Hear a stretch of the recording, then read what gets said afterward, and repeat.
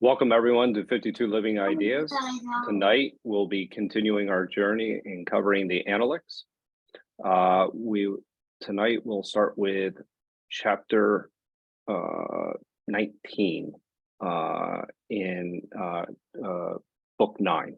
So Penny, would you go ahead and do the honors? And sure.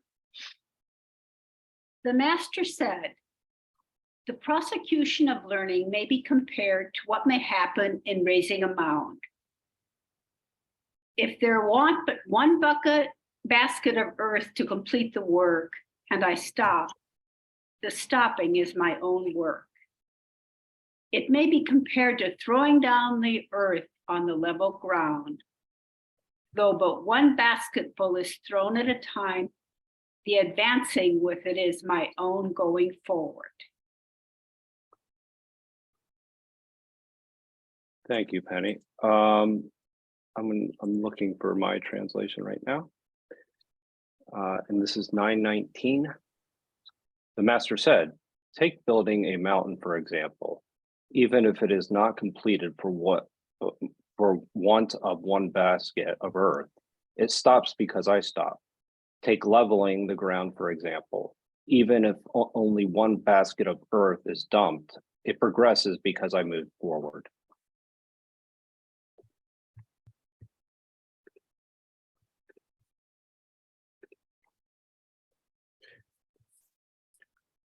Okay, on the chapter 19, first I will say in this, Confucius said, there is no, we all know he's talking about the process of learning, but the text itself doesn't say process of learning. It just said, for example, we should start. Okay, for example, master said, for example, it is like building a mound.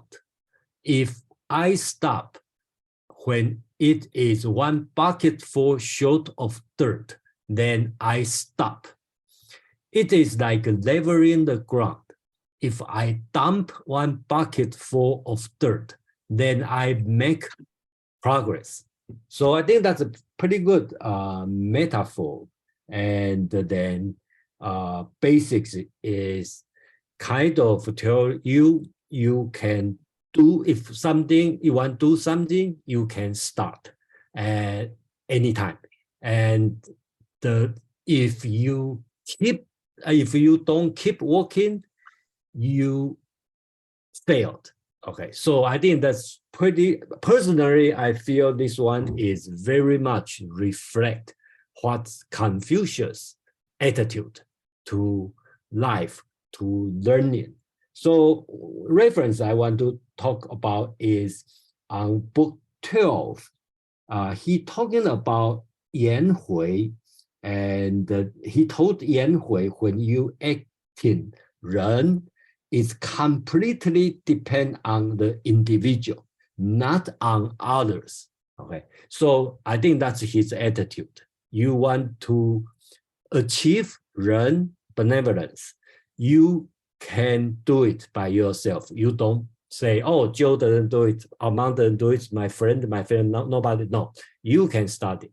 But when you stop, you should keep working on that. You don't stop. Okay, if you stop, you fail. I think that's Confucius' attitude. And personally, I really like this chapter. Yeah, thank you. Yeah, it's an easy one to like. Thank you, Jason. Ahmad, Phil. Yeah, I agree with Jason. This is kind of a summation of what do you expect the effort to be and what should you get out of it. But there's a really interesting sort of contra-positive example in this, where talking about building a mound, if you finish before it is complete, even if there is one bucket left, then you've stopped and it's incomplete. But conversely, leveling ground, any progress, any bucketful of dirt tipped is progress towards that end. So there's kind of a dual a dual mandate here. One is complete your task, because if you fall shy of the effort, then the task remains incomplete. The other is always make some progress, because any progress is better than no progress at all. It's an interesting way of both applauding the efforts of people and still setting a goal ahead of them to be achieved. Even if you're making progress, that's good, but the mountain isn't done. You haven't completed it yet. You have made progress. You haven't completed the task. I do think that Confucius was a bit of a completionist. He really did believe in people finishing what they start. And he saw the task of ren, of self-improvement, as unending. It may hit new plateaus, but it was forever something that you would work just a little bit more on, just one more bucketful of dirt on that path. Thank you, Aman.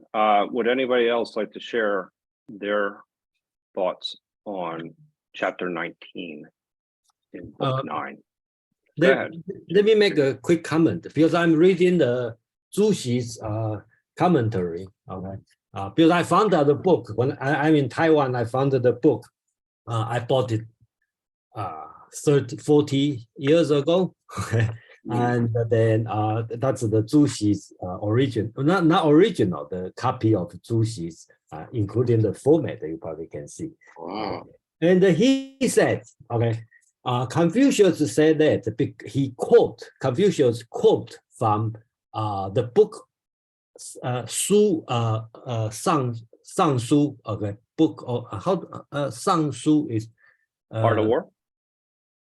no. The books of documents. Oh, the book of Okay. document. Okay, the book of document said, making a mountain of 90%. Okay, that means 9 yards or something. Okay, you still call it fail. Okay, that's 为山九仞，终亏一篑. Okay, so that's the ancient book of document that have this sentence. So Confucius quote from the book of document. So that's Zhu Xi's comment. Thank you for that, Jason. Does anybody else wish to comment on chapter 19? Joseph, can I just ask if he says, if I stop even one basketful of earth short of completion, that's the problem. But that implies that you have a sense of when something is complete. And I appreciate what Aman said about sort of perpetually building and perpetually creating oneself. Is there a sense of finality other than death? How would you? Aman, or yeah, I mean, that'd be. I can tackle interesting this just a little, but I'd Yeah. be curious. There's, as I said, plateaus. There's another chapter where Confucius states at 30 he could do X, at 40 he could do Y, at 50 he could do Z. And it goes all the way until he gets to, at 70 I could follow my heart's desire without worry of violating ritual. So I guess there are sort of retroactive, complete, hurdles to have made, but that doesn't necessarily imply the overall project of the mountain of the person is ever necessarily complete. Yeah, and I mean, the idea of small steps actually fits into that narrative, is that you're actually making small steps of progress. But yes, this idea of an end, Quan, maybe you wish to actually go. expand on this.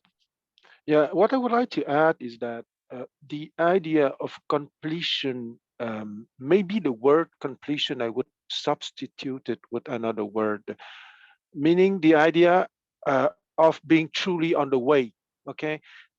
Because it's not, of course, I totally agree with Amon on the epistemological stages that can be found on chapter 2, paragraph 4, the 6 station divided by ages, symbolic ages at 15, 30, 40, 50, 60, and 70. That I'm a partisan of that interpretation. However, here I think that there's never an end to that, because the stake is either you're on the way or you're outside the way, and there's always a danger to be outside the way at each epistemological developmental stage, if you want.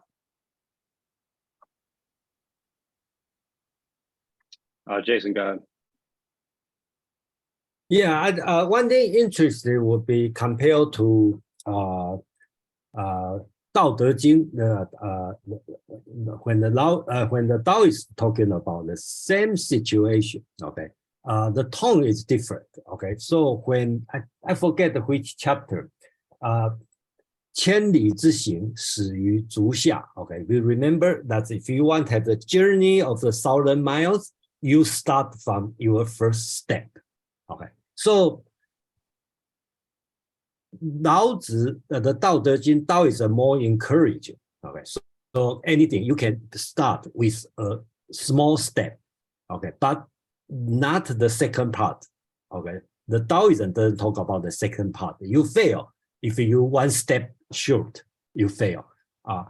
老子 doesn't talk about this. He only talk about you just dump one bucket full of dirt, then you start. But he didn't say if you short one bucket full, you fail. He didn't say that, but he only said the first part. So you can compare these two schools' attitude of your life and the learning.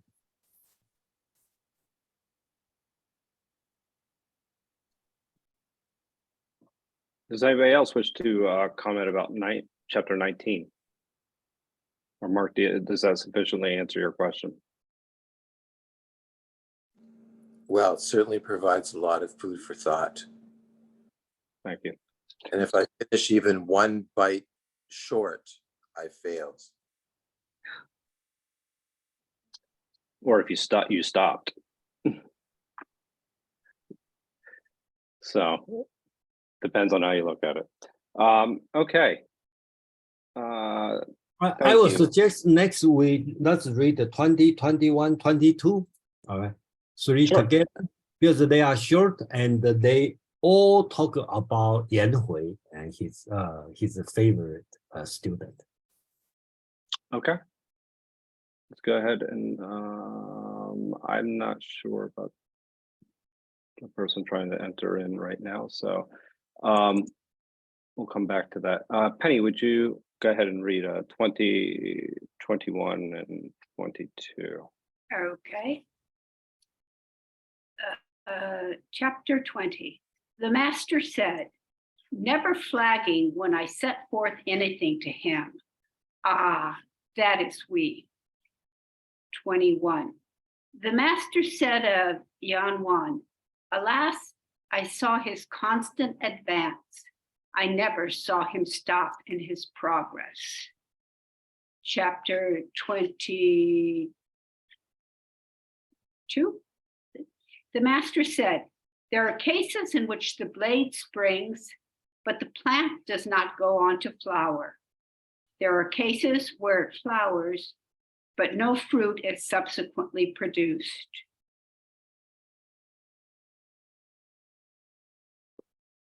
Thank you, Penny. Sorry, just be patient for a moment. I had to remove somebody from the weight room here. Okay, 20, 21, and 22. 20, the master said, the one who does not become negligent when I talk is indeed Wei. 21. The master said of Yan Wen, alas, I saw him moving forward. I never saw him stop. 22. The master said, there are some sprouts that do not grow enough to flower. There are some flowers that do not grow enough to bear fruit. And I apologize for any mispronunciation of the names there. So they okay. As you probably know by now, everyone have many names. So Confucius call himself Chu, right? That's his given name, but nobody call Confucius Chu. Okay, because Confucius is on the top. When they talk about Yan Yuan, that's the last name, first name Yan, and the Yuan is his first name, right? And Hui, okay, also his Hui is given name, and the Yuan probably his courtesy name. So there's many names. Okay, so they are the same people. 20. The master said, I instructed him, and he was never slack. He is Hui. Okay, so that's Confucius.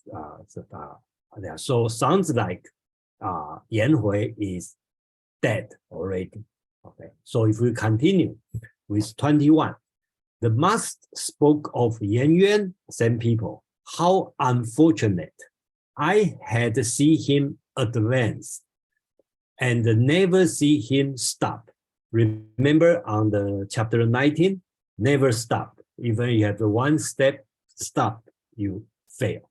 Okay, so that's why Confucius. And if you remember on the previous book, another young disciple, Zheng Shen or Zheng Zi, he talked about his life is fearing, trembling, right?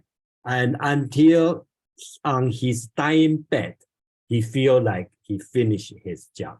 So that's kind of attitude people are thinking of the Confucian attitude. So that's chapter 21. Chapter 22nd. Okay, let's read the translation. The master said, some sprouts fail to produce flowers. Some flowers failed to produce fruit. Sounds like he is describing the nature phenomenon, right? We all know, not all sprout will produce flowers. Not all flowers will produce fruit. That's in the text. That's it. He doesn't say anybody. So traditionally, if you read this one based on Zhu Xi, Zhu Xi is talking about Confucius is talking about encourage 君子, if you want to become a 君子, same as the attitude, keep working, never stop, because Confucius want the people, right? Not everybody can have a flower.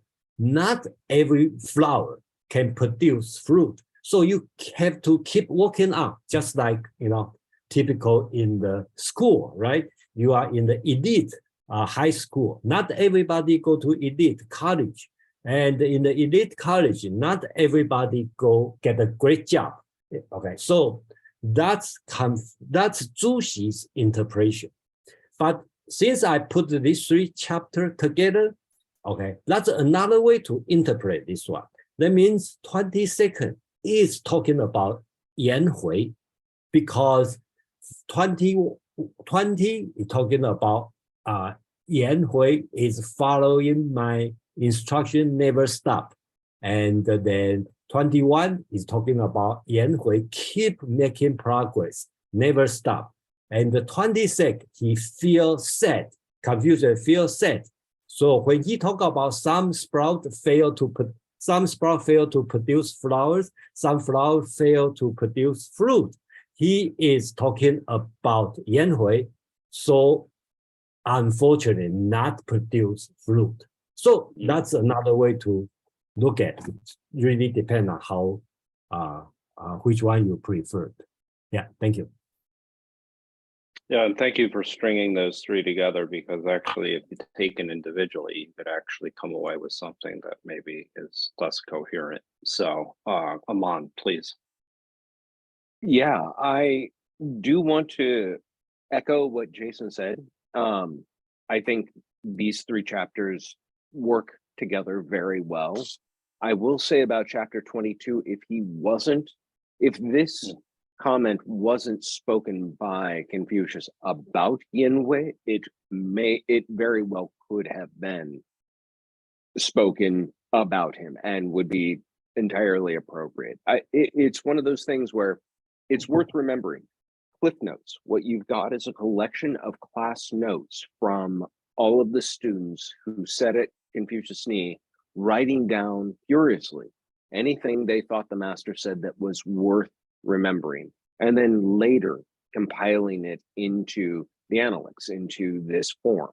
So that he would say something like this sounds very believable, sounds very much in keeping with Confucius. In the context of Yin Wei or outside that context, it was appropriate for those editors to make the decision to put this quote there, because it's both applicable in a general sense for being able to sort of express to people, you make these efforts. That doesn't guarantee you fruit. You don't guarantee the outcomes of your labor, but without that effort, you can guarantee no outcome. But it was put here, I think, almost as something of a soliloquy to honor his favorite student and to remind other students, yes, even with all the greatest efforts in the world, fate can happen. Life happens in spite of your plans. And sometimes all of that effort and investment into somebody else may come to naught just because that person won't be here for the long run. And this was one of not Confucius's great failings, but one of his deep sorrows. Now, I think it comes through having this as sort of the capstone to both a section on effort and on Yin Wei. Beautifully said. Quan, would you like to comment? Yes, I would like to come back to one of the interpretation we talked about maybe 2 months ago, that Confucius, the school of Confucius is also seen as a kind of political party. And Confucius put a lot of hope in Yan Hui as being the next leader of that political party, if you want. And when Yan Hui died, he truly was desperate. And that's why in 921, the expression, what a shame, is reflect a little bit of that. And when he said that there are flowers that never bear fruit, it's a kind of tribute to Yan Hui, but it's a kind of expression of his own bitterness, because the next generation will not have the leader that he expected to be the leader with the capital L for his political party. And let's not forget that his political career was an utter failure. And the Confucian school will have political importance only in 136 BCE, when Emperor Wu of the Western Han would choose Confucianism as the control matrix for the Han Empire. So it was a long waiting between his death in 479 BCE and 136 BCE. It was a waiting of more than 350 years. Thank you for that, Quan. Again, this context is it's beneficial to understanding actually what was really intended here. Again, taking out, again, specifically 22, if you were to just take it out on its own, you may actually interpret it differently. So thank you for this background. Jason. Yeah, let's go to Alison first. I do have a question to the group. Allison, please. Yeah, I was thinking that it seems like so far the Tao and Confucius seem so different. To me anyway, it feels like the Tao is so much more about adapting to life as it comes, and then Confucius feels much more controlled and regimented. And this seems like the one place that I've seen where it feels like they sort of are aligned, because it feels like what Confucius is saying is that we're just not in control of everything, that you should do the process, but the outcome is not always really under your control, which seems very Tao-like in a way. It's just kind of interesting. And then my other thought was, I was just imagining what it would be like if, as a teacher, if all your students wrote down what you said and then you were able to read it, would it actually be what you meant? Or I mean, probably if enough of them wrote it down, it just would be like an interesting thing to do. Because I'm sure some of it would be spot on and some of it would be like, oh, did I really say that? Oh, I didn't mean to say that. It's kind of just an interesting thought experiment. No, great comments, and I very much appreciate your comparison with the Tao, and then that how nature, essentially, we're not in control of nature or death or the universe, so to speak. And yeah, it is Taoist and much more Taoist than previous passages that I've read. So Jason, would you like to go ahead and pose a question? Yeah, thank you, Alison. That's exactly the question I like to ask, right? Because I start to lead the group. This one is together, right? So you start to see this one, Confucius. Confucius didn't mention everybody. If you look at straight the text, he didn't say, well, he talked about nature phenomena, right? And which we all agree. So if you put in the context with Yan Hui, so like Alison would say, that's Taoism, okay, very similar, because the life is, unpredictable, and some have flowers, some have a fruit, some just fail. That's Yan Hui. But Zhu Xi, okay, in the 13th century, Neo-Confucius godfather, okay, his interpretation will be different, right? If that's taken out by itself, okay. So do you see this description of nature phenomena sounds like a warning sign? Confucius is warning you, right?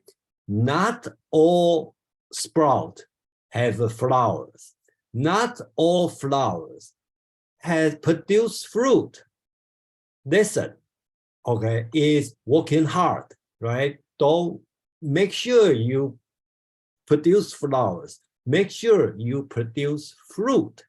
So that's the way Zhu Xi is reading. So I just want to ask the group, how do you think this, right? Does sounds more near Confucianism? That's a very interesting question, and I think that's this idea of not setting expectations. I was actually recently speaking to a Stoic scholar about Confucius, and they said a lot of what you will read in Stoicism is actually already is captured in Confucius. And this kind of relates to that in the sense that you don't set expectations. You don't essentially tie yourself to the outcomes of what are going to happen. You don't know, so that you do whatever you can, what is in your control, but whatever will occur is not necessarily, you may not see the fruits of your labor. So with that, Quan and then Mark. Let me interrupt 1 minute on your comment, right? So Yeah. Okay, so I hope the group can see the difference between Stoic or Confucius and the Neo-Confucianism. Okay, Yes. How do they read the same text? I think that's my point. I'm not saying which one is great, which one is right, which one I'm going to follow. But I just want to point out the difference, and I hope the group see the difference. Yes, we'll come back to that. I'm sorry for evading your question. Is it my turn? Yes. Okay. I would say that the labels that have been put on ancient thinkers are not necessarily what they truly thought. Okay, let's not forget that during Confucius' time, all schools were called a Tao. Okay, a way, uh, uh, an interpretation of reality. Okay, so what we understand nowadays as Confucianism is with an attitude, I would say. Okay, in Confucianism, you have an attitude, you have to strive in life for social goals, and you have to do your best, etc. And what is perceived as being Taoist is the opposite attitude. Okay, and there is a famous paragraph in the Chuangzi with the bandit Zhu, okay, precisely berating Confucius, saying that you are trying to impress people with your grandiose speeches about the virtue and humanity and so on. But after all, you're not better than me. You try to exploit people with your grand speeches, and maybe your kings and your princes are worse bandits than myself. Okay, so I would say that those who would put a Taoist hat nowadays would have that kind of attitude. But at the time of Confucius, and even in general nowadays, okay, most people would do their best, and sometimes destiny or the events of life would not go in the direction of what they wish. And I feel a bit like a troll saying that. But the last three paragraphs that we read, there's not necessarily a need to put a Taoist label on that. It was simply Confucius expressing naturally his emotions because he was disappointed that the events were not in the direction of what he would have wished for his school or his political party. Thank you, Quan. Mark.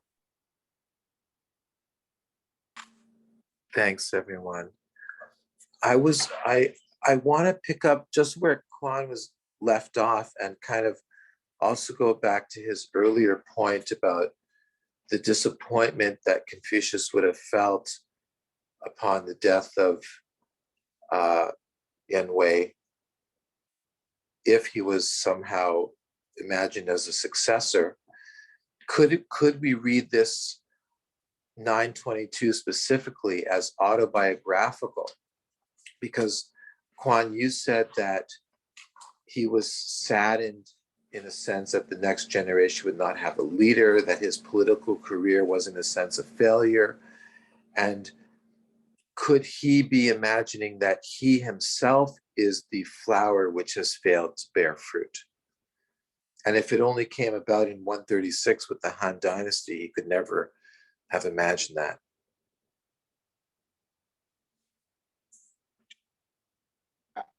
If I may interrupt, I would like to make a strange rapprochement, as I'm known for making strange rapprochements sometimes. Okay, imagine Jesus Christ crucified. His disciple never imagined that in 381 AD, Emperor Theodosius would have recognized Christianity as the official religion of the Roman Empire. Okay, and it's the same time lapse. Okay, about 3 centuries and a half between the foundational event and the official recognition, if you want.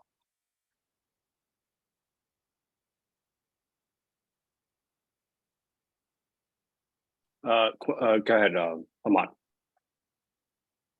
Yeah, I wanted to point to a couple of things here because I think what Allison said was very poignant and it bears digging into just a little bit.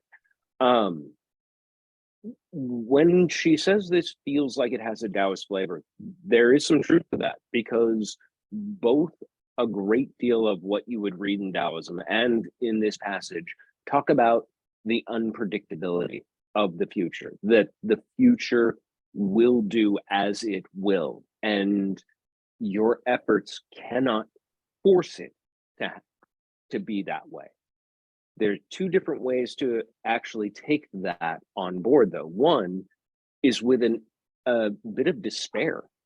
And it's no coincidence that this comes at the end of, like I said, a soliloquy to his oft gone student, prized pupil. Whereas in Taoism, you'll hear the same discussion about uncertainty, but it doesn't have the same despairing tone.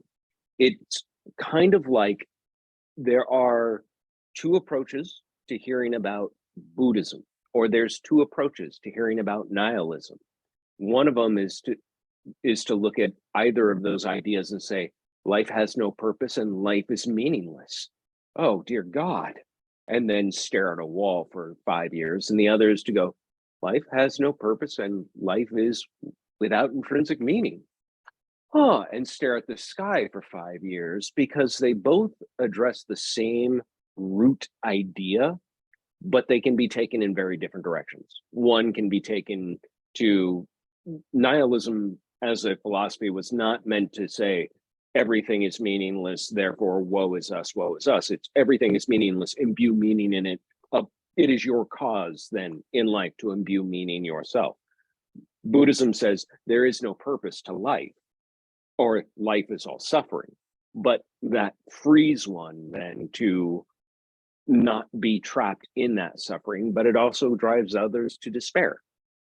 In the same way, when you look at unpredictability or uncertainty or doubt in the future as sort of an axiom that all human beings must face, here we see it being faced at the end of great purposeful effort in a life filled with great purposeful striving effort.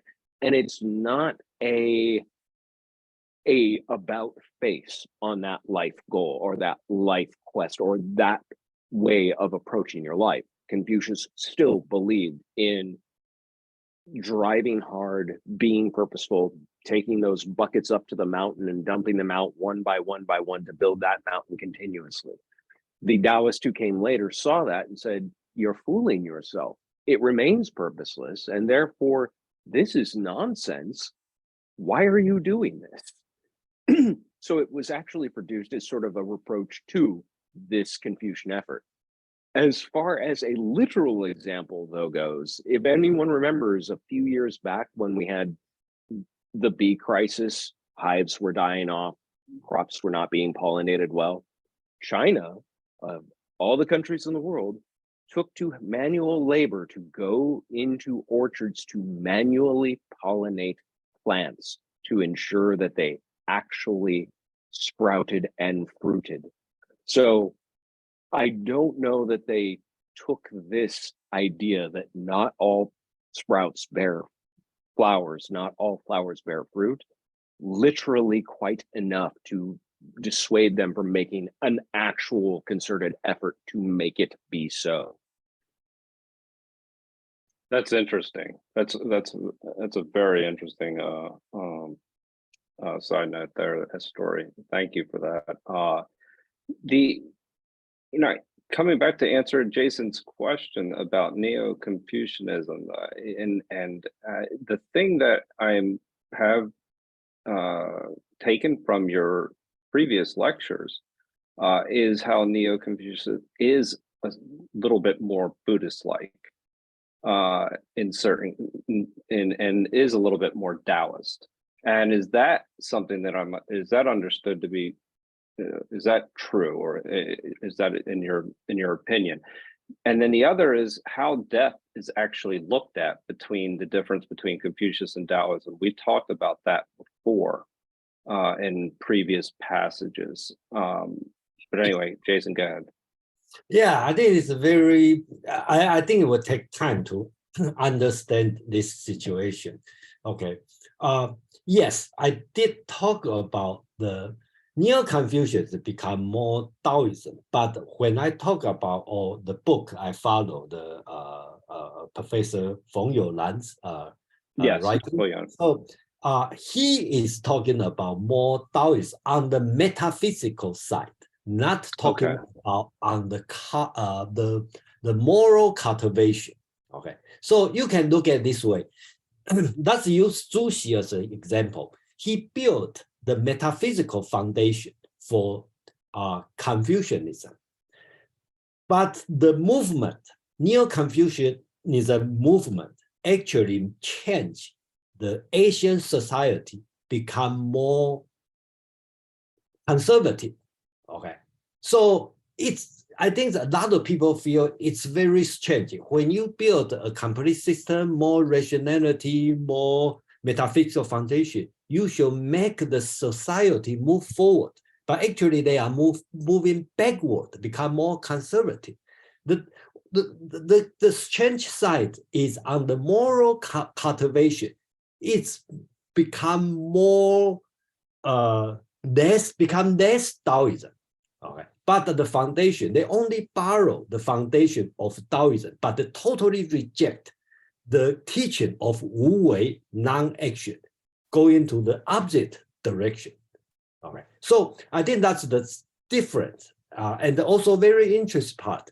And then if you look at the religious Taoism, okay, you think of Taoism, okay, that let's assume we all understand the Tao Te Ching and the Zhuangzi, okay, what they are teaching, right? It's kind of Wu Wei, non-action, let everything go with flow. That's the philosophy of Taoism. But if you look at the religious Taoism, it's moved to the opposite direction, become Confucianism.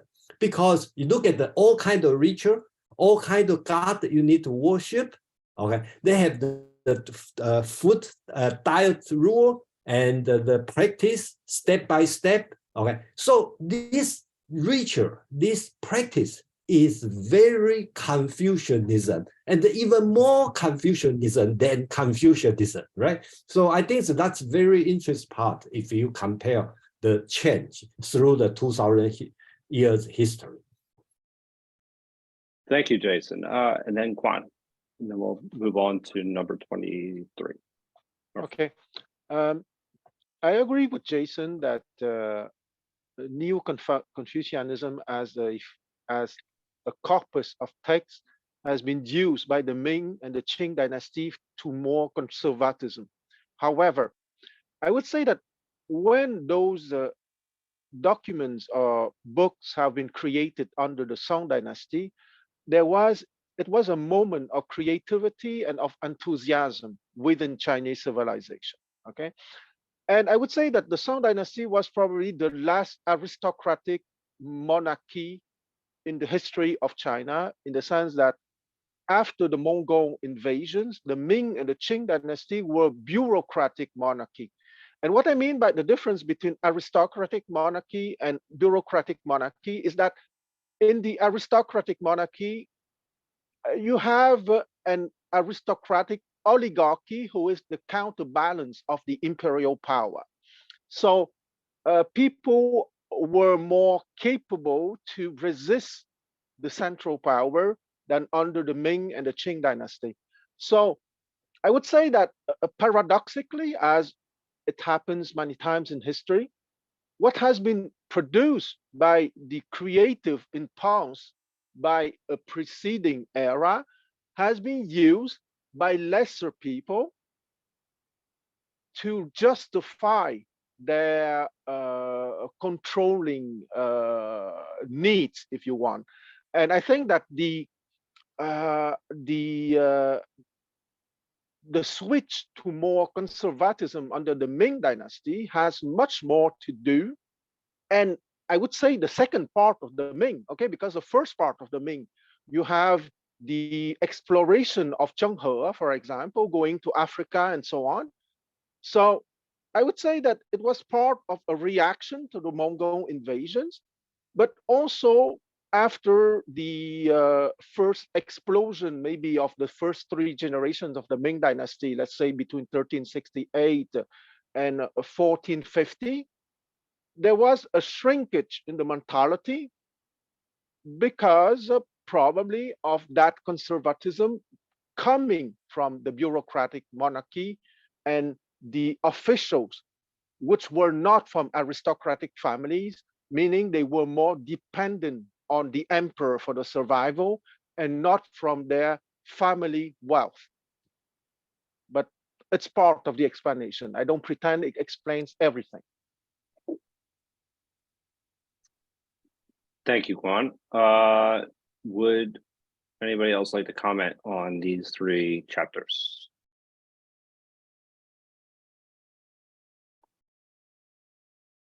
Okay, if not, we'll go to number 23. Penny. Okay. Chapter 23. The master said, a youth is to be regarded with respect. How do we know that his future will not be equal to our present? If he reached the age of 40 or 50 and has not made himself heard of, then indeed he will not be worth being regarded with respect. I'll go ahead and read my version as well. This is chapter 23. The master said, those who were born later are frightening. How do we know that what is to come will not be equal to the present? If they remain unheard of, even at 40 or 50, they will no longer be frightening.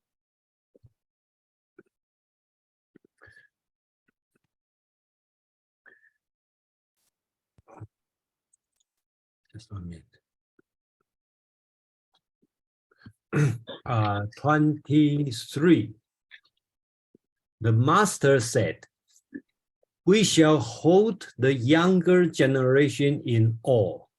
How can we know that the younger generation will not be equal to us?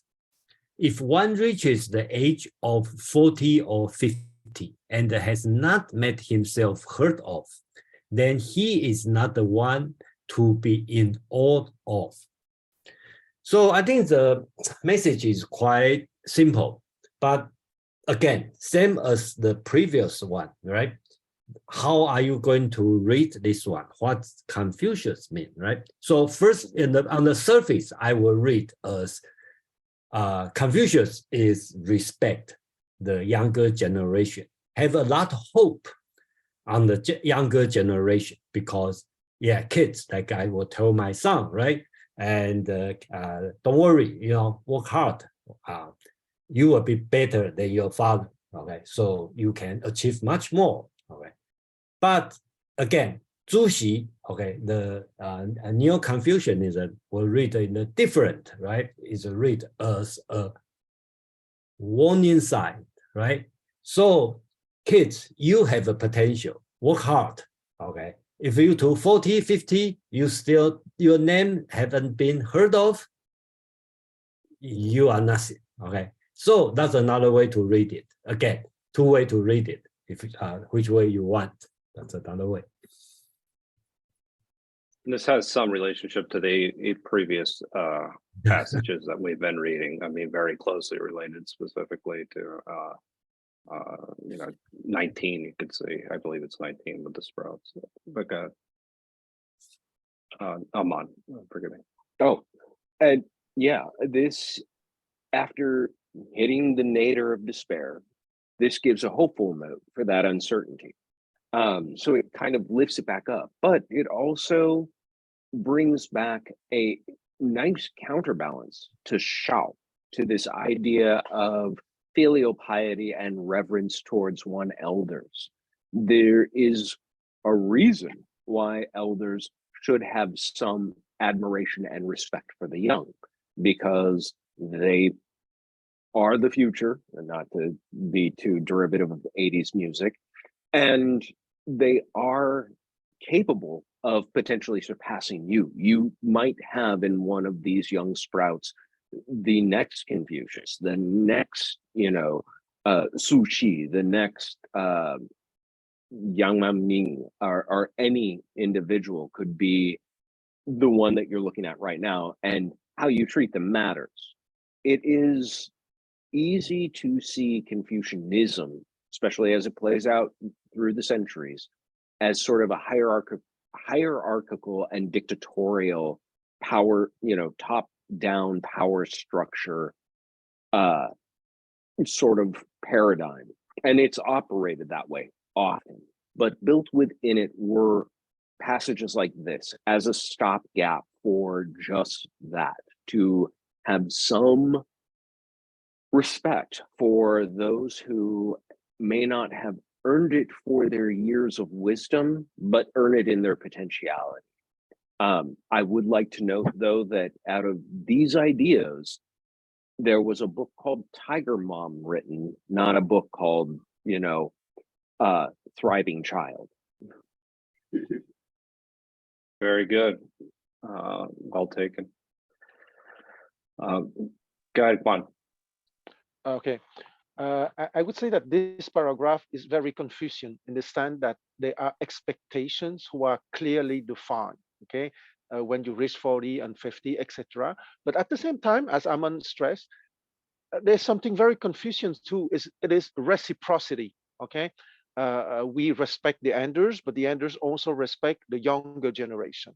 So a little bit like, I don't remember in what chapters, but it's written in somewhere in Confucius that the sovereign has, the minister have to treat the sovereign with respect, but the sovereign has to treat the minister with courtesy. Okay, so in the ideal situation, okay, the Confucian mentality framework is truly reciprocity, and the machine begins not to work when there is not enough reciprocity in the group within a Confucian society for XYZ reason, and most of the time there's some educational problems. But as long as reciprocity is understood, and at the foundational level is reciprocal respect. A little bit like when the Chinese official from mainland China, when they are complaining about the US, for example, they always say, we expect a reciprocal, respectful attitude from the US. Okay, I don't know if you sometimes listen to the mainland Chinese officials, but when they complain with using those words, it's very Confucian. I'll be aware of that from now on. That's for sure. Thank you for that, Quan. Penny.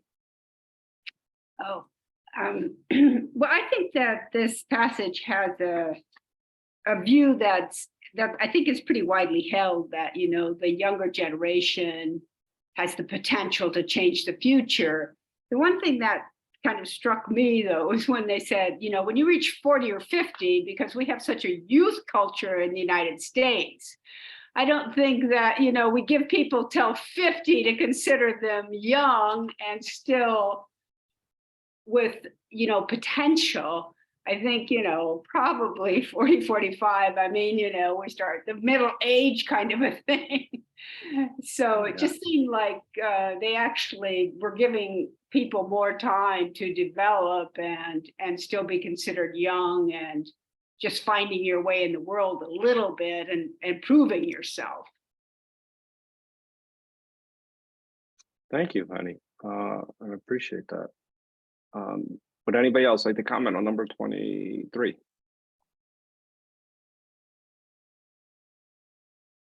If not, let's go to number 24. Okay. The master said, "Can men refuse to assent to the words of strict admonition? But it is reforming the conduct because of them which is valuable. Can men refuse to be pleased with words of gentle advice? But it is unfolding their aim which is valuable. If a man be pleased with these words, but does not unfold their aim, and assents to those, but does not reform his conduct, I can really do nothing with him." Thank you for that, Penny. I'll go ahead and read mine. The master said, "Who cannot give assent to words of legitimate admonition? But their value lies in rectifying errors. Who cannot be pleased with words of differential help? but their value lies in making continuous accomplishments possible. Those who give assent to them, but do not rectify their errors, and those who are pleased with them, but fail to continuously accomplish something, I can do nothing for them.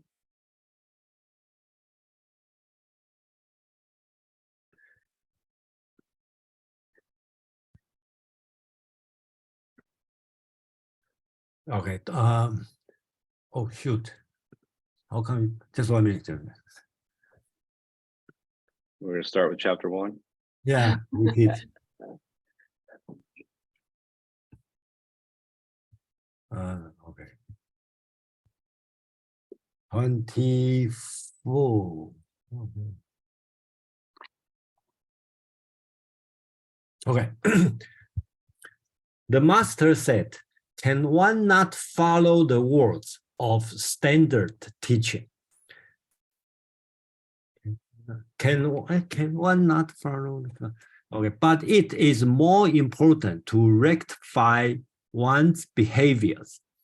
Is one not pleased by the word of compliant agreement?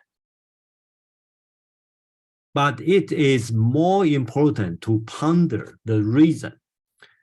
Those who are pleased by the word, but not pondering the reason, or following the words, but not rectifying their behavior, I can do nothing with him. First, when Confucius say, I can do nothing with him, basically he's talking about that's a bad thing to do. Just if you recall on book 8, he talking about the some personality, okay, and then I can do nothing with him. So that means that's bad. So I think this one is, to me, it's very good advice, right? He talking about, I think some translation have a little difference. I think the words is "yi." Okay, these words, I think some translate as a goal or something, but I will consider these words as finding the reason. Okay, so I think in this way the whole sentence makes sense. Confucius is talking about they have some standard teaching. Okay, they have the social norm. Somebody will tell you that's the right thing to do. So you need to follow what's the social norm or the standard teaching. You cannot just follow, right? But you need to follow, and if you have error, you have to correct. If you don't correct, I have nothing to do with you. I think that's the first message Confucius is talking. Second thing, sometimes you will hear the good words, okay? Say, okay, you did a great job, okay? So he called it the 训之言, okay? So it means the words which is agreement or compliant agreement with your behavior. So good kids, good job, you did a great thing. So everybody hear this will be happy. But you need to know what's the reason people say that. So people praise you, you are happy. But you need to know what the reason people praise you. Okay. Otherwise, I can do nothing with you. So I think that's important two things, right? When people complain about you, you need to correct it. When people praise you, say something good words of you, you need to think about what's the reason people say you did a great job. I think that's a pretty good life lesson, or you can take as advice for even for today. Thank you.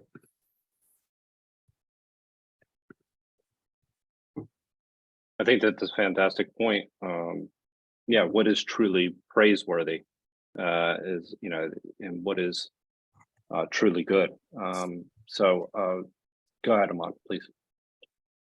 Yeah, I'm going to get a little into the weeds on this one, because this is a very, very dense passage. It doesn't read as sort of terse and pithy and easy to understand. You have to kind of read it and then reread it and say, what was he saying? What was he saying?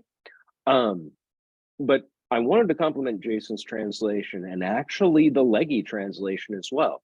There are two of the translations I've seen that do take this interrogative particle seriously, which this is the word that is at the end of those first two sentences.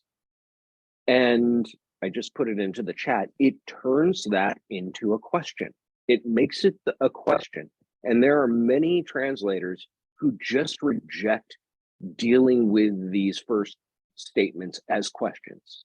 You know, can one not follow the words of standard teaching? But it is more important to rectify one's behavior. That reads sort of jarring and cutting, and it's a question that doesn't then have any kind of answer. I feel like this feels like monologue out of a classroom as much as anything probably in the Analects, because I could see Confucius standing in front of a class, looking at them saying, can one not follow the words of standard teaching? But it is more important to rectify one's behavior. And it's that missing that I think makes it hard to hear the monologue here. It makes it hard to hear something that somebody might actually say. He's asking a rhetorical question. He's not giving an answer to that rhetorical question. He's using it to illustrate to emphasize the point he's making next, which is following your teacher is good, but it's more important to rectify your behavior. Aren't you pleased when you have complimentary agreement and words? But it's more important to ponder the reason why you're getting that compliment. If you just hear that but each time, even though it's not there in the writing, if you can picture it, then it sounds like a classroom lecture that somebody could actually learn the lesson from in a lot more detail.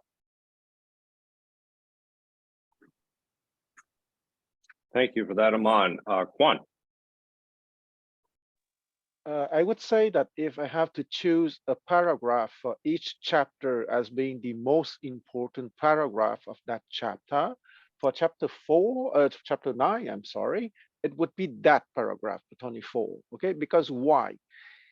I will sound a little bit like a Confucianist apologist in the following sentences, but Confucianism, in my mind, is often perceived as a school of obedience, of blind obedience, okay? And that paragraph is saying exactly the contrary, in the sense that, yes, it is important to know the rules, but you have to develop your mind to the level that you understand the specific situation where you have to obey the rule as it is, and the situation where you need to be adaptable, to be inventive, even to break the rules in order to stay truly moral, okay, in the sense that you have the ethical level of reflection and the morality sets of rules, if you want, okay, the rituals precisely.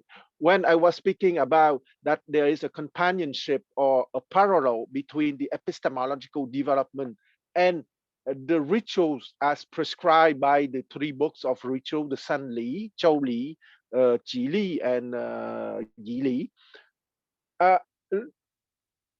In the ideal situation, once again, the book of rituals are only reminders, okay, especially for grand occasions like the funerals, the marriages, and so on.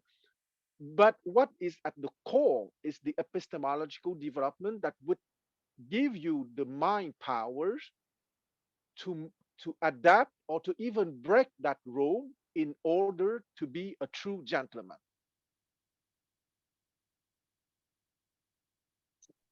Thank you for that, Shara. That's a very important point. It's true. More times than not, when we've gone through the text, it does seem very dictatorial or even rule-based. And yes, this does take into account specific situations where you are to question those types of, your behavior, or whether it be good or bad, so that the situation, so that you understand the underlying issues that are actually that are going on. Aman. Yeah, I want to just sort of bolster what Quan was just saying. We got two nice little anecdotes in chapter 9 about silk caps versus the expensive hemp ones, and how everyone was doing it and the master went along. And bowing at the foot of the temple or before entering the temple versus bowing at the top where you could be seen, and how he didn't follow the crowd there. Those are two pithy little examples about this idea of following the rules, bending the rules, adapting to the situation, and even just breaking the norm entirely, even if it's not necessarily a rule, quote unquote, that he's breaking. But yeah, this chapter 24 really sort of surmises the reasoning and the thought and the rationale that goes behind those sort of little actions that you see in this chapter. Yeah, another important point that I'd like to maybe bring up is that if you are questioning why you're being praised or why you're being criticized, there's a certain degree of authenticity that goes into that, where you're not superficially just accepting whatever the crowd is saying about you at that particular moment in time. You're actually analyzing it for what it is. And I think that there's something to that. Allison. I mean, I think the thing is that the best way to get somebody to follow a rule is to make them understand the logic behind the rule. And then also, like with art, this is sort of a saying that you can't break the rules until you understand the rules. So if you're going to, like say modern dancers are always trained in ballet first. So you understand the structure behind it and then you break it. And then, if you take somebody like Toni Morrison, she'll go back and forth between, different vernaculars, but she understands fully, the basics of, writing beautifully, but then she can break it. So every great writer it's sort of like forging a new path, they fully understand what the traditional rules are before they can break them. So it just sort of connects to this in a way. That's a great point. Thank you for that, Allison. I really appreciate that. Does anybody else wish to comment on number 24? Very much appreciate everybody's comments on that particular passage. If not, let's go on to 25. So 25 is a repeat of book 1, section chapter 8. So just a reminder. Okay, so do you want to skip? We can still read it Okay. again. Also, Okay. most people probably not here there. Sure. All right. Chapter 25. The master said, hold faithfulness and sincerity as first principles. Have no friends not equal to yourself. When you have faults, do not fear to abandon them. Thank you for that, Penny. For number 25, the master said, take as your mainstay being wholehearted and trustworthy, and do not befriend those who are not as good as you. When you have faults, do not be reluctant to correct them.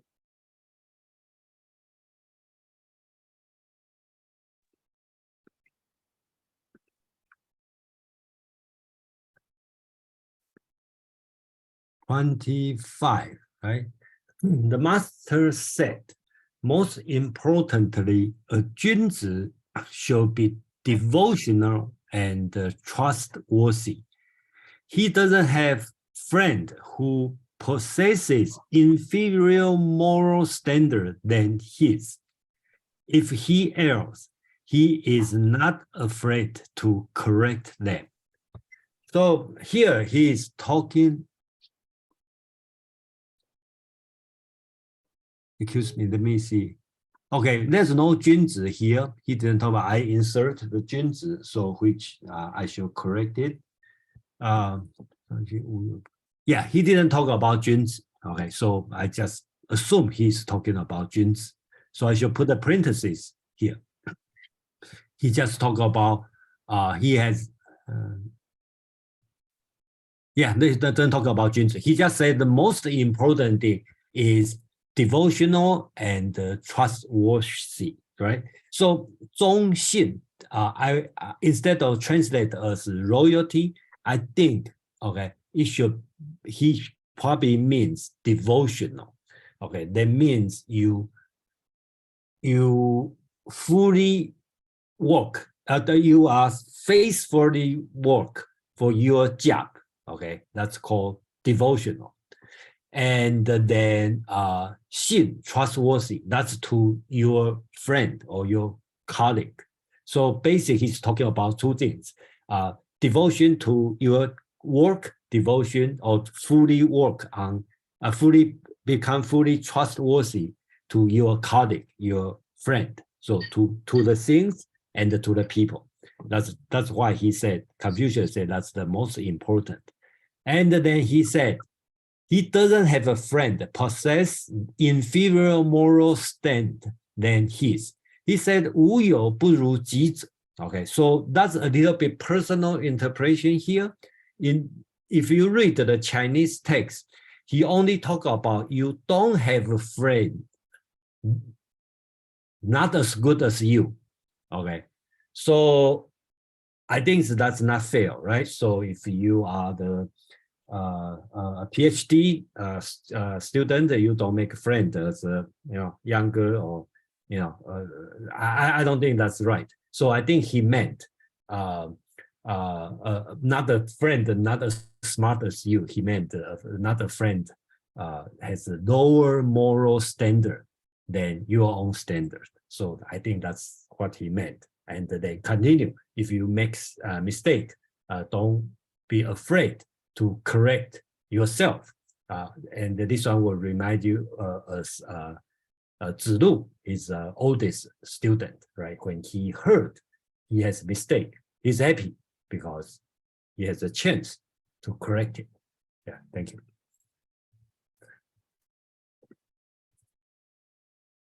You're muted, Joe. Sorry about that. Yeah, so I was saying, yeah, next up is Aman.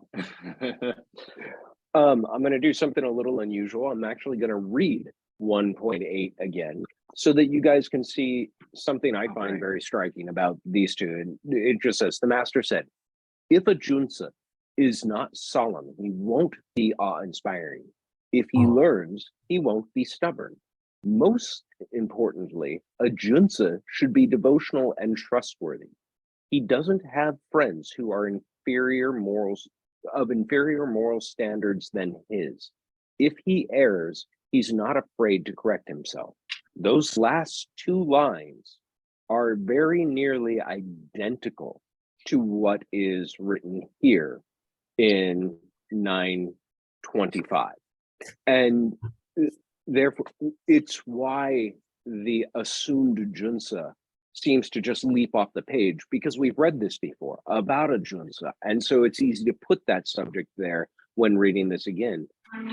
And the symmetry of these two passages makes me have two possible scenarios in mind. One, when all the students got together to look at the notes they took, they said, oh, you've got that section. Yeah, I wrote that down too, but I also wrote this part down that he said beforehand. They said, well, let's just keep it twice because we both got it. So it's obviously really something he said.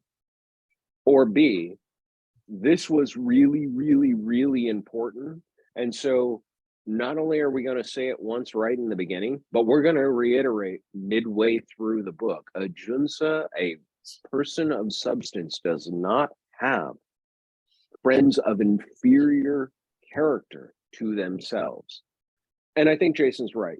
There is some interpretation that is meant to be involved here. This is not a chauvinist thing of, sort of an educational chauvinist where, well, I've got my PhD and you don't, so I can't be your friend. It's nothing like that at all. This is about having good character, and the very simple axiom that any school teacher and probably just about every parent knows, which is friends can lead you astray if you've got the wrong friend. It was as true 3,000 years ago, 2,400 years ago, 2,100 years ago, 1,000 years ago, 500 years ago, 50 years ago, and today as it ever was. And it bared repeating because Confucius was taking responsibility for a lot of impressionable young men who could be persuaded to fall into the wrong crowd, especially when that crowd wanted something from them, their power, their influence, their access, their money, etc. I very much appreciate that, because there are several philosophies actually that in some way, shape, or form that communicate a similar message. And sometimes it can come off as elitist. But if you think about it in terms of, it's actually an act of humility, because what you're saying is that if I'm around the wrong people, that my weaknesses will be highlighted, and then I'll actually may give in. So therefore, what it is that I need to be around people of good character to maintain my character. And if anybody knows this, just consider yourself let's just say you're somebody who, like an alcoholic thing. You don't put yourself in a position where you're going to be drinking, in a bar, because then the temptation to actually drink is there. So I think that this sometimes gets misrepresented when people say, be careful who you walk with, or because you may begin to limp. That's the old saying, walk with a lame person, you'll begin to limp. It's not necessarily an elitist statement. It's practical in nature. So I think that that's very important to consider when we're talking about this. Go ahead, Quan. Once again, I want to be a troll. Please. It's elitist because the true character is the ultimate aristocracy, after all. The true character is ultimately the aristocracy. Yes, because when you are speaking of hereditary wealth and so on, it's a kind of aristocracy. But the true aristocracy, as Confucius explained, it's the aristocracy of the epistemological growth of the character, ultimately. I see. Well put. Would anybody else like to comment on number 25?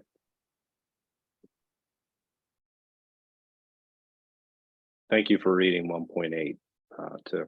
And actually, I think Junzu, it was actually put in parentheses with mine as well, my translation, Jason. So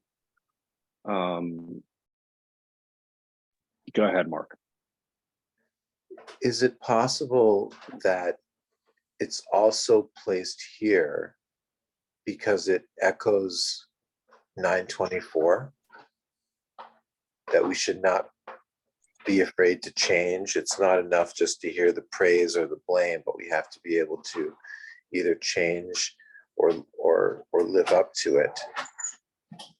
So I was just wondering about the connection between 24 and 25.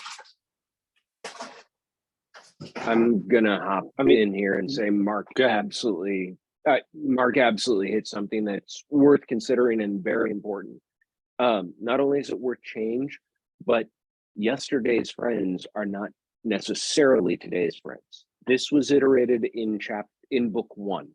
We're now in book 9, halfway through the curriculum, halfway through the school year, if you will.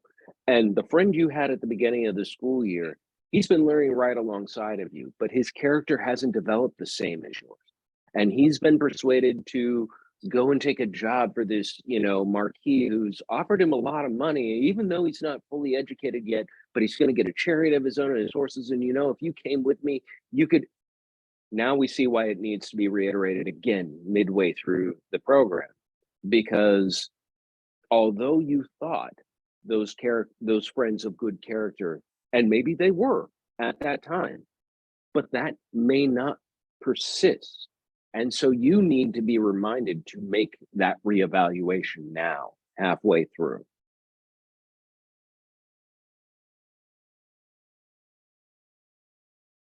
Thank you, Aman. Would anybody else? Mark's nodding, so his approval. So very much appreciated that response. And so if not, we'll move on to 926. Again, very much appreciating you reading 1.8, Aman. 926. The master said, the commander of the forces of a large state may be carried off, but the will of even a common man cannot be taken from him. Thank you, Penny. The master said, you can deprive the 3 armies of their commander-in-chief, but you cannot deprive a man of his will.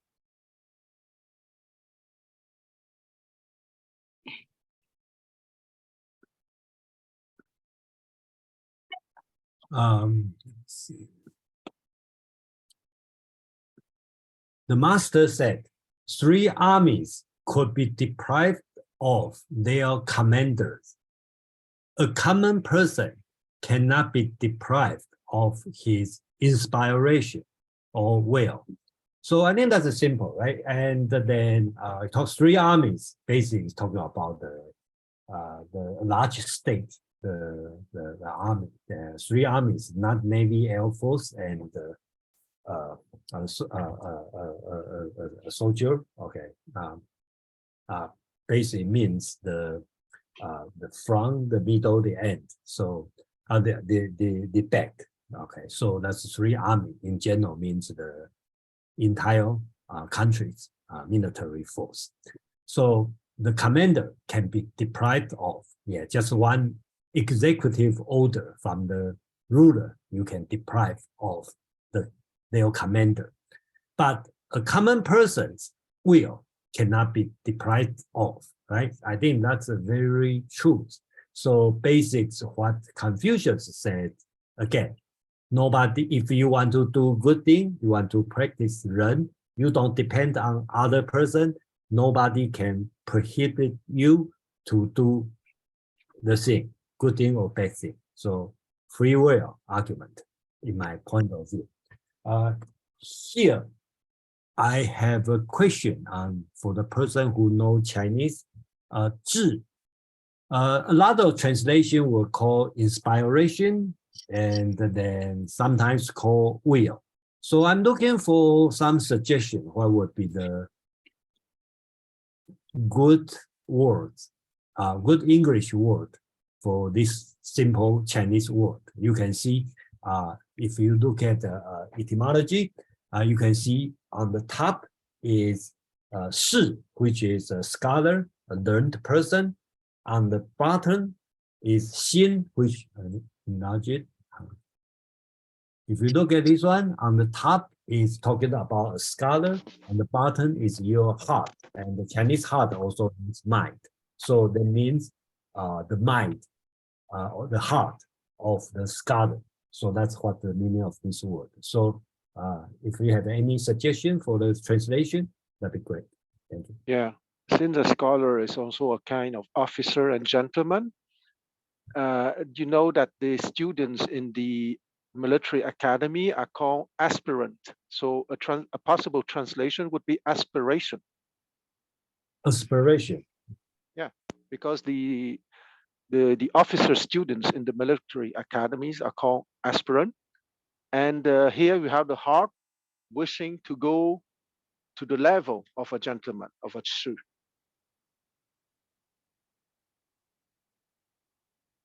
And aspire is actually a good in between inspire and will. Yeah. Yes. I'll just say real quickly about this. It has a very simple, obvious reading, which this is one of those that I didn't like the first time I read it. The more I read it, the more I came to like this passage. because it does say a couple of important things. But I think one of them is keenly missed by most people. It says the three armies can be deprived of their inspiration, their will, their purpose, their leader, their head who gives orders can be removed, and now they are purposeless. They do not have any direction or anywhere to go. But an individual can not be deprived if they have this true will, this true inspiration, this aspiration to pursue something. There's nobody from the executive handing an order down into your own being to undo what you desire to do. And so in this free will argument, I agree with Jason. I think that this is very much about telling the students, look, it's in you to make your executive decisions, and nobody can steal that from. But there's the other half of it that's easily overlooked. And I think Confucius was actually pointing it out in this.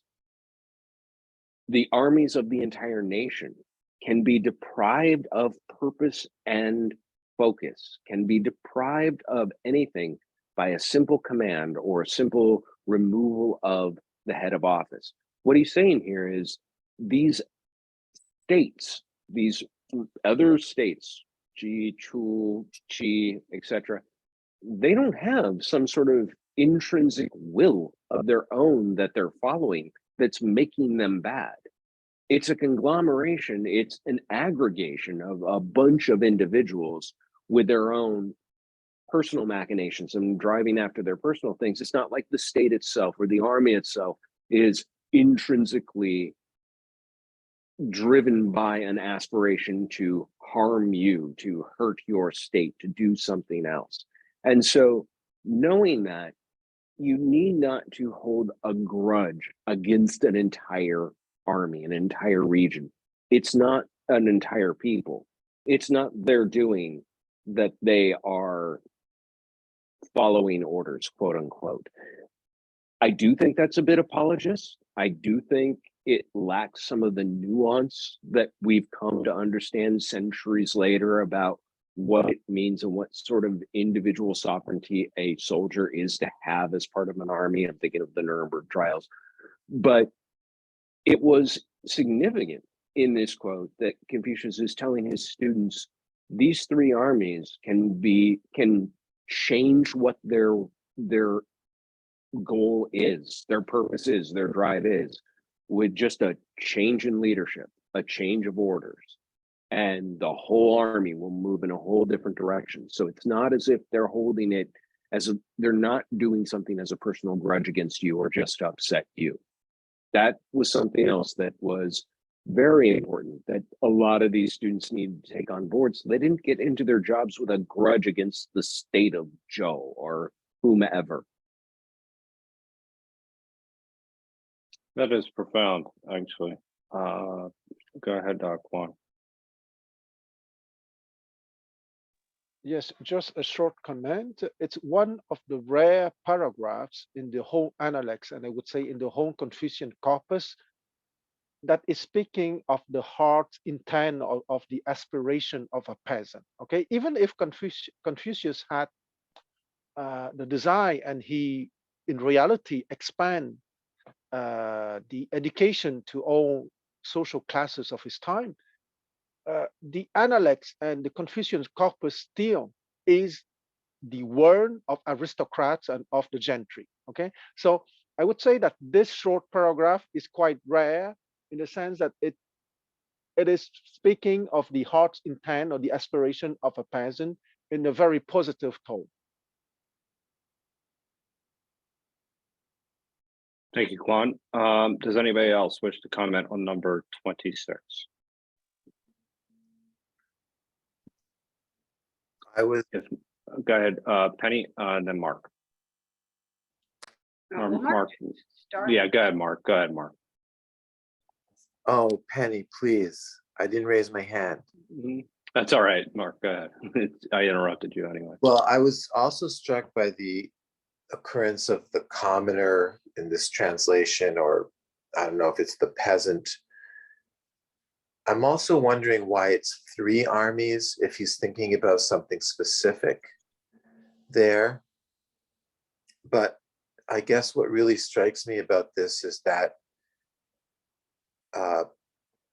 besides the fact there's a kind of that you can kind of triangulate between this 926 and perhaps Stoicism, which someone I think brought up earlier already, as well as the Kantian sense of the autonomy of the will, the freedom of the will, if we want to go with the translation will, or maybe even aspiration,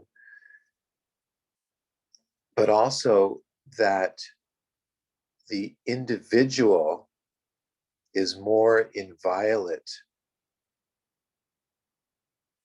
than a group. The group, the 3 armies, can be disarmed by having their general taken away, but an individual is less easily deprived than a group. Mark, if I may interrupt, there's a very short explanation to the 3 army divisions, because in ancient China, an army is always divided in the center army, the left wing army, and the right wing army. It's simply that.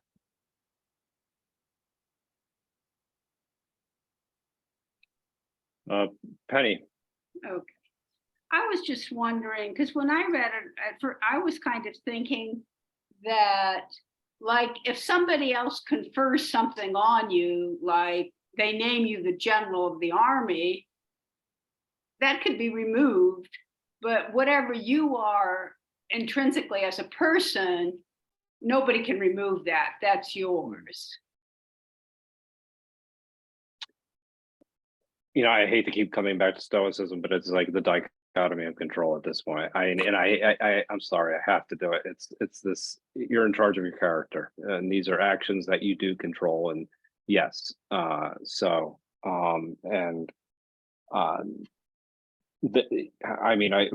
initially, outside of Amon's profound comments, that I just written about that this is about self-determination and free will.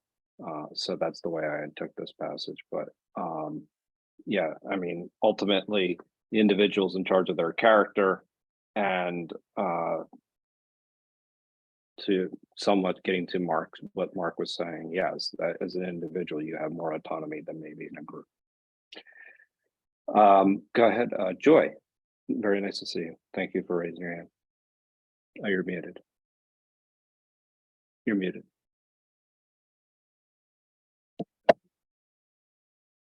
You're muted. You're still muted.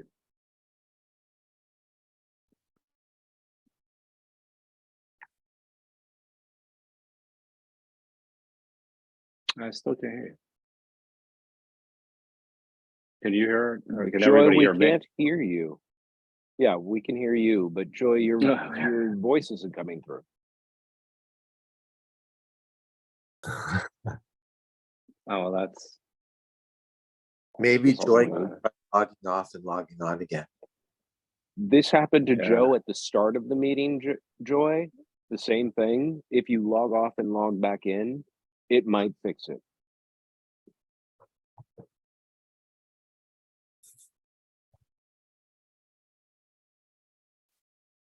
yeah. So Okay. maybe sorry. that's probably the So sorry about that, Joy. I was We- looking we forward get to your used comments. So don't worry. If you come back in, please feel free to bring us back to number 26. But sorry about that. Okay. Yeah, let me make a quick comment on that, because I hear everybody talk about this, and then personally, I'm interested in the free will argument. So Okay. I kind of keep thinking about if during the Confucius time somebody want to talk about free will, what kind of words they are going to use. So sounds like 智, this word is the best fit for free will. Okay.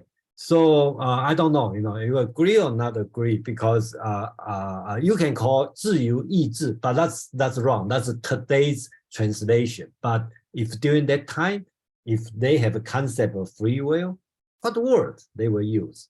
Could be this word, right? Quan, you had a great insight with aspiration there. Go ahead. Yeah, because I agree absolutely with Jason. Okay, because chu means aspiration, and aspiration precisely means that you want to achieve something, that to define the goals. Okay, that's the operational definition of free will, that you are free to choose a specific goal that you want to achieve. Anybody else have? Does anybody else have any suggestions with free will? It's difficult for me to think. Go ahead, Aman. I'm just going to caution against too much presentism, because I don't think the idea of free will as we understand it now was necessarily how the Chinese mind of the time would think of it. Mostly it has to do with that first half of the word, free. We see that word, and we kind of touch on this. Allison and I had some back and forth in the chat, I think it was last week or the week before, about the idea of rights and where they come from, and natural rights versus rights granted by a sovereign. The Chinese had their rights granted to them by a sovereign. They saw freedom as a freedom from invasion from the outside, freedom from pervasion, but not a lot of freedom to. Now, you exchange the security of being in a city-state or an empire later, by giving up a great deal of what we would think of as our free will. You submitted to coolie labor, you paid hefty taxes that could be capriciously changed, and you expected your rights to fluctuate based on the seat of power of the time.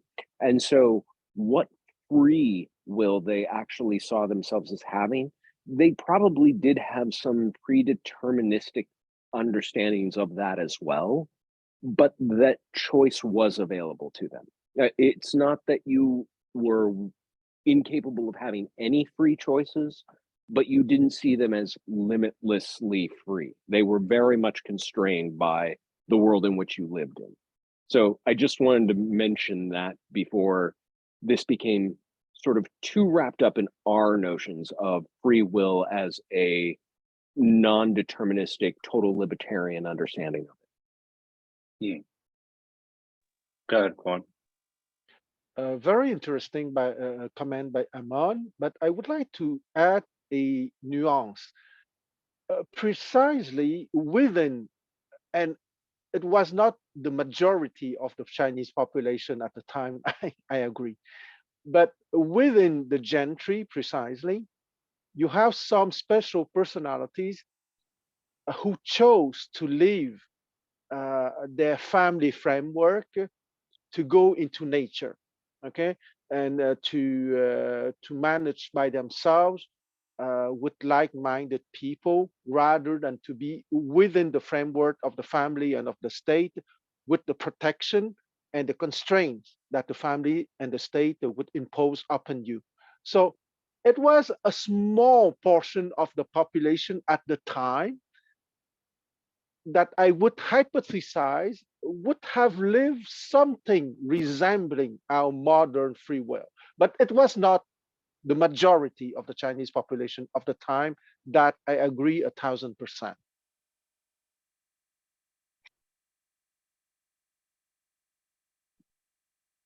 Thank you for that, Quan. So if there are no other comments, we'll move to number 27, chapter 27. Ahmad, do you want to comment or no? Let's see. Kevin, actually.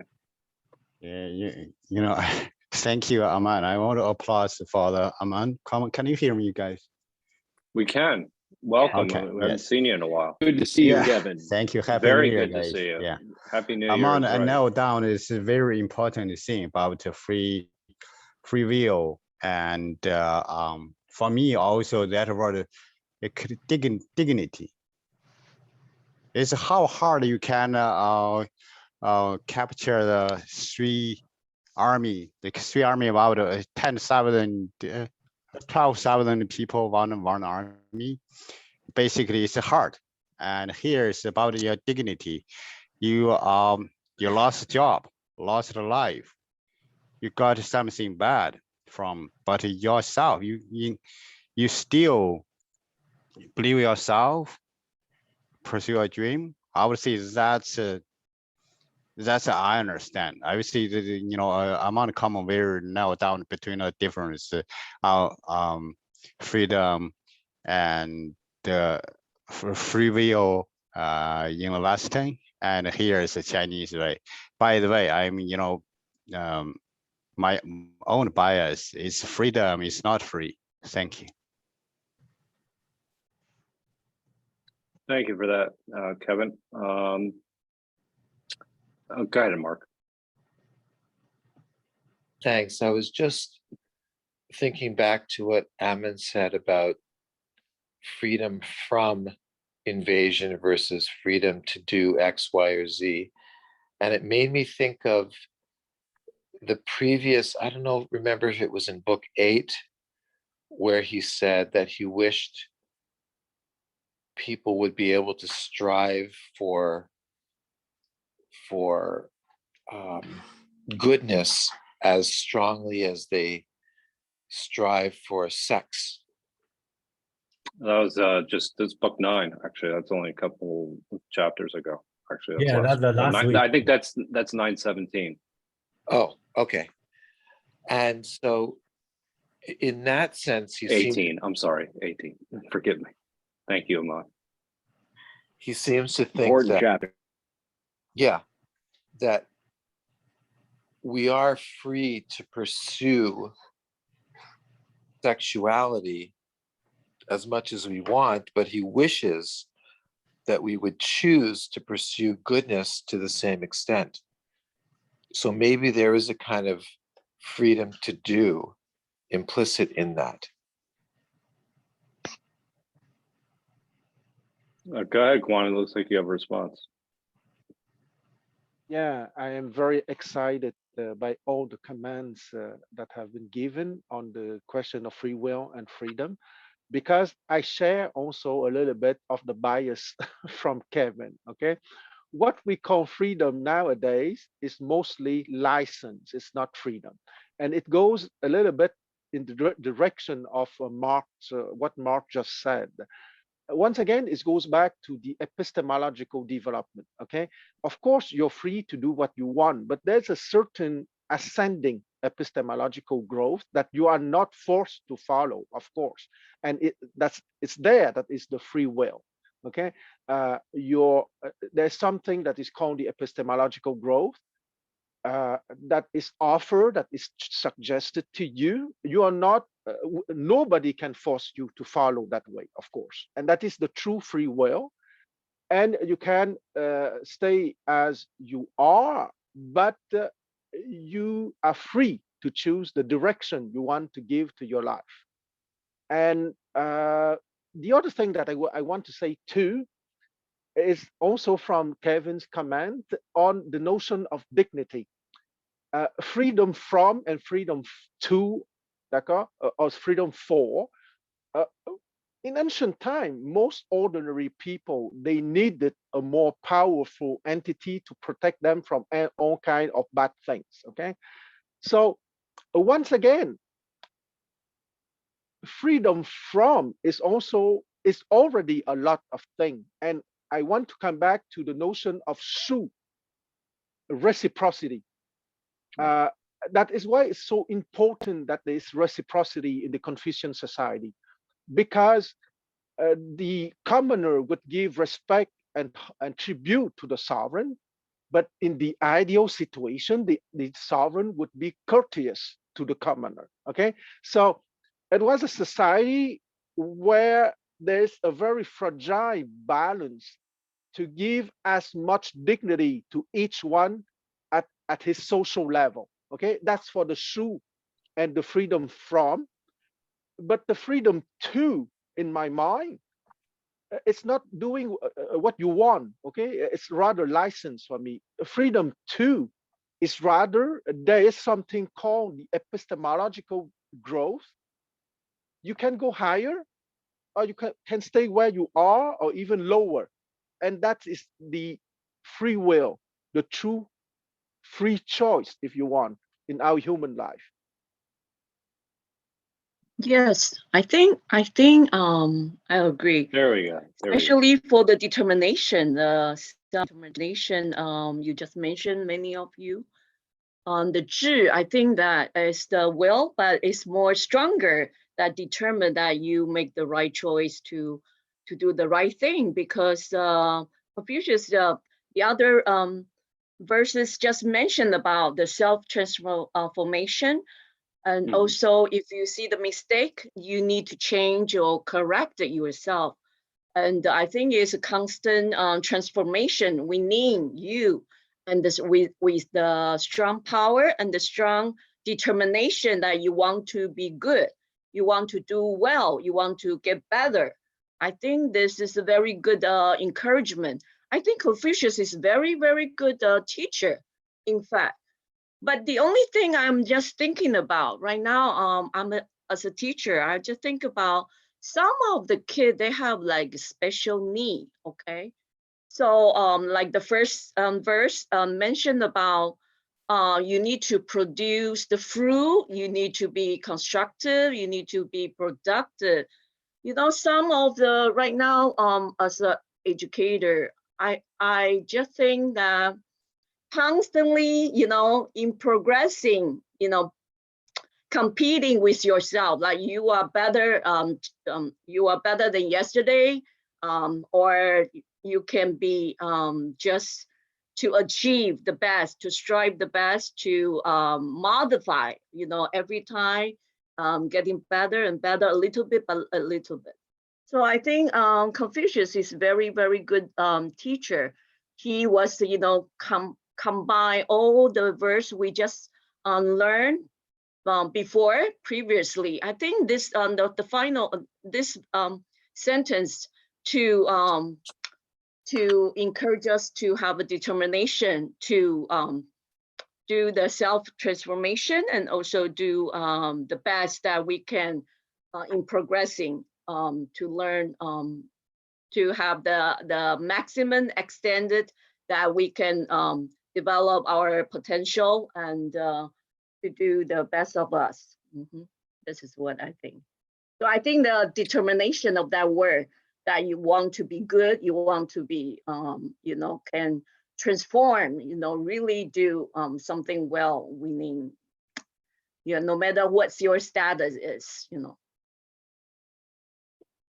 Can you Thank hear you so me? much. Yes, we can, and thank you for Finally, chiming thank in. God. Thank you. Yes. Happy New Thank Year. you for Happy New Year, and it was good to hear your voice. It was good to hear Kevin's voice. It's good to hear everyone's voice. And I appreciate your relating it back to 924. This idea that if you're questioning yourself, you're continually improving. There's a sense of transformation, Yes, and continue there's a improving. sense of the act of a will within that. So appreciate the comments. Thank you, Jason. Go ahead, please. And Yeah, thank you, Lucas. previously, Quan. Thank you. I really appreciated your comments, the freedom to grow.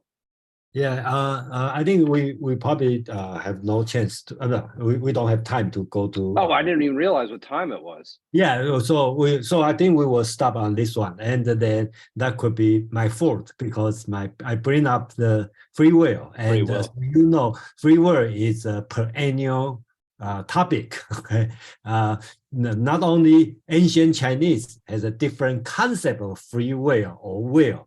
Even among the Western European philosophers, every single one, when they talk about free will, they can talk about for pages and the pages and never agree with each other. Okay, so I think that's the reason. Everybody have their own interpretation. But I like to point out the two things. Number one, does the people in ancient China free? Okay, well, I think the answer could be so obvious because they definitely doesn't have a lot of freedom. Okay, let's put it this way. Another thing I'm more interested is, does Confucius support or believe human free will?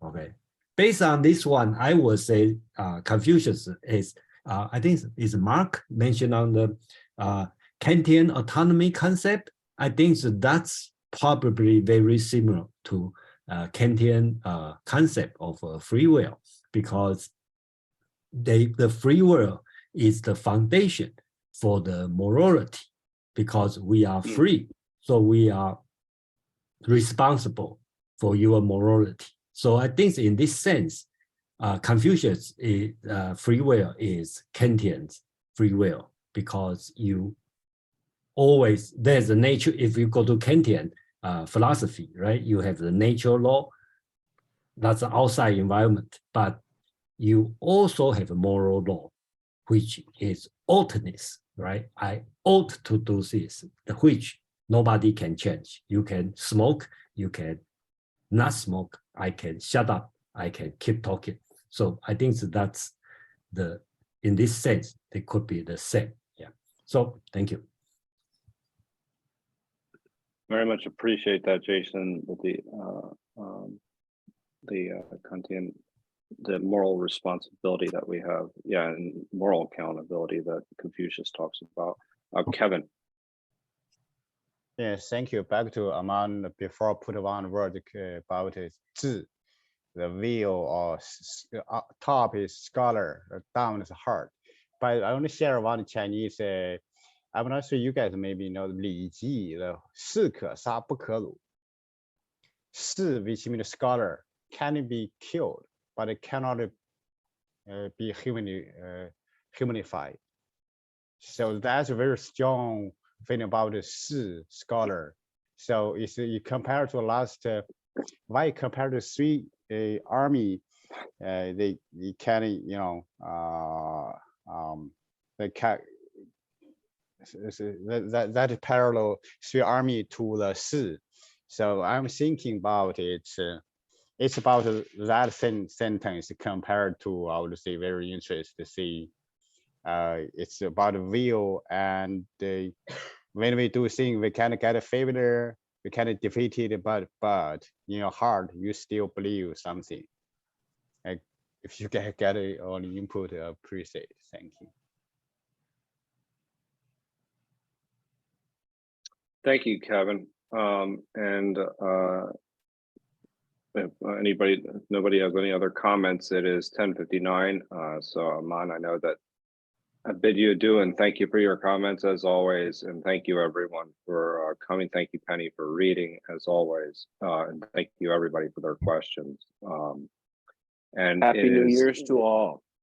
Happy New Year's to you. It's always an honor. It's an honor. 新年 It's an 快 honor to 乐 be with you. Year, 新年快乐. 新年快乐，再见。 Rabbit year. That's right. It's the year of the rabbit. Yeah, rabbit. So Good night, everyone. okay, and Jason, actually, you have your